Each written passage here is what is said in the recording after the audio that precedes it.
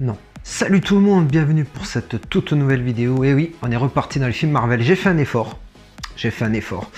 Donc je suis allé voir Ant-Man 3, Quantumania, je sais pas trop quoi. Enfin bon, bref, on en parle de suite.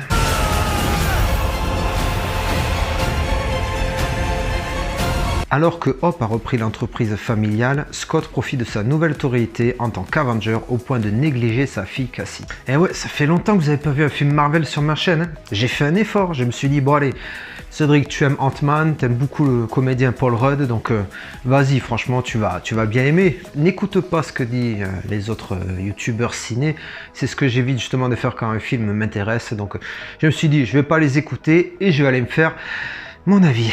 Le début du film est pas mal, on retrouve un Ant-Man qui ne trouve plus un sens à sa vie depuis les Avengers. Il écrit quand même un livre et est quand même la star locale de son quartier, mais malheureusement, sa vie l'ennuie énormément. C'est à cet instant qu'il va apprendre que sa famille continue toujours de travailler sur leurs projets initiaux. Sa fille Cassie arrive à trouver un moyen d'ouvrir une faille pour accéder au monde quantique et forcément, ça va mal se passer, ils vont se retrouver aspirés dans ce monde.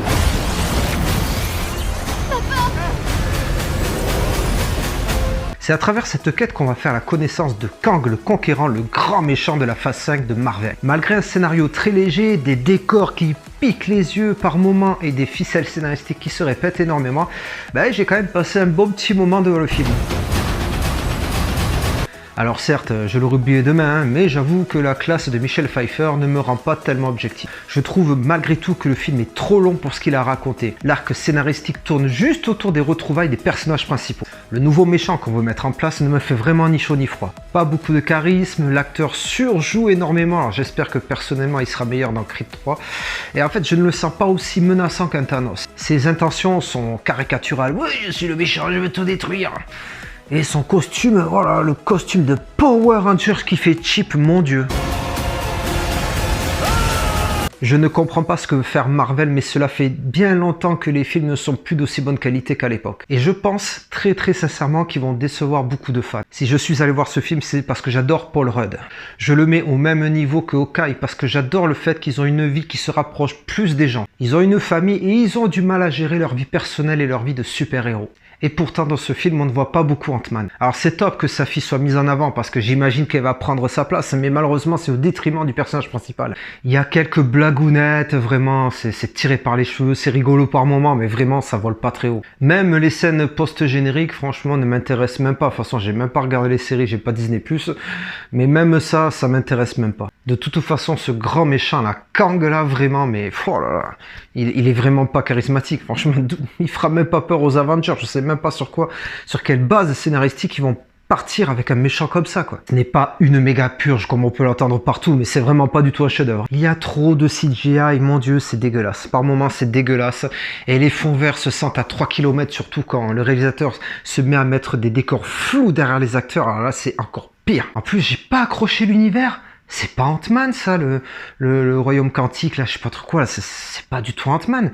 Donc c'est vrai que, pour moi, le film, à ce niveau-là, est aussi hors sujet. Donc déjà qu'à la base, le scénario est plat, le méchant, il est pas charismatique et les décors ne correspondent pas à l'univers, c'est pas facile de rester ancré dans l'histoire du film. Les acteurs en général sont très moyens. Michael Douglas, vraiment, enfin, ça me fait de la peine, j'adore cet acteur, mais vraiment, il fait de la peine à voir. Bill Murray, à un moment donné, qui fait un caméo qui sert à rien. D'ailleurs, on le voit dans la bande-annonce, il sert à rien. Michel Pfeiffer, toujours la classe, c'est la seule en fait, c'est la seule qui fait ressentir beaucoup d'émotions parce que les autres, même Paul Rudd que j'adore son côté simple, je suis sûr que c'est le genre de mec, tu peux l'inviter au barbecue chez toi, il vient, mais je l'ai même pas senti investi. Et l'actrice qui joue le rôle de sa fille Cassie, elle est bien, mais bon, franchement, c'est l'alchimie avec son père, je la sens pas vraiment intéressante. Et que dire de MODOK là, ou Mordock, oh là là, mon dieu. De toute façon, les images circulent sur internet, vous avez vu à quoi ça ressemble, mais quand j'ai vu ça, oh mon dieu, oh non, je me dis, non, c'est pas possible, ils se foutent de nous là. Franchement, je suis beaucoup déçu, mais en même temps pas tellement, parce que j'avoue que les films Marvel, ça m'intéresse plus tellement. Pour moi, ils auraient dû s'arrêter à Endgame. C'était très bien, c'était monumental, il fallait que ça s'arrête là. Donc je suis allé le voir, franchement, mais je pense que voilà, mon dernier film de super-héros que j'irai voir, c'est The Flash. Je pense sincèrement, parce que, à moins qu'il y ait Spider-Man 4 réalisé par Sam Raimi. D'ailleurs, Sam Raimi, Pour une petite anecdote, c'est vrai que le dernier Marvel que j'ai beaucoup aimé, c'est Doctor Strange 2, que j'ai vu il y a quelques semaines. Donc voilà, à moins qu'il y ait Spider-Man 4 avec Tobey Maguire, j'y crois pas du tout, je retournerai voir un film Marvel. Mais sinon, après The Flash, pour moi, je pense que ça sera terminé les super-héros au cinéma. Tu as cru pouvoir gagner.